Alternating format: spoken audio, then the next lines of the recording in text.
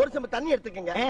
அத தோசைக்கல்ல ஊத்தி அதுக்குன்னு வழக்கமா ஒரு விளக்கமாறு வச்சிருப்பீங்கல்ல? ஆமாங்க. அத அடிப்பக்கமா திருப்பி சரிங்க. வரட்டு வரட்டு வரட்டுன்னு ஒரு 4 இழுப்பு இழுத்து சரிங்க. நல்லா கழுவி விட்டுருங்க. சரிங்க. ஒரு கிண்ண நிறைய மாவு எடுத்து பெரிய ரவுண்டாவும் இல்லாம சின்ன ரவுண்டாவும் இல்லாம பொதுவா ஒரு ரவுண்ட ஊத்தி 4-5 வெங்காயத்தை போட்டு அள்ளி பொடி பொடி பொடியா நறுக்கி அப்படியே மேலாப்ல பரபர தூவி விட்டு சரிங்க. ஒரு நீளமான கேரட் எடுத்து அதையும் பொடி பொடியா நறுக்கி சரிங்க. அப்படியே மேலாப்ல பரபர தூவி விட்டு சரிங்க. ஒரு 16 கரண்டி நெய் எடுத்து சரிங்க. அதுல 6 கரண்டி நெய்ய உள் சைடு அப்படியே லேசா விளாவி விட்டு சரிங்க. 10 கரண்டி நெய்ய தோசைக்கு வெளி சைடு அப்படியே மேலாப்ல விளாவி விட்டு சரிங்க. இட்லி பொடி இருக்கு பாத்தீங்களா, அத அப்படியே அள்ளி மலை சாரல் மாதிரி அதை மேலாப்ல பரபர அப்படியே பேய விட்டு சரிங்க.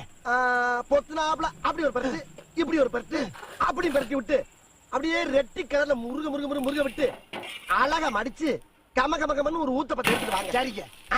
அண்ணனுக்கு ஒரு ஊத்தப்பு.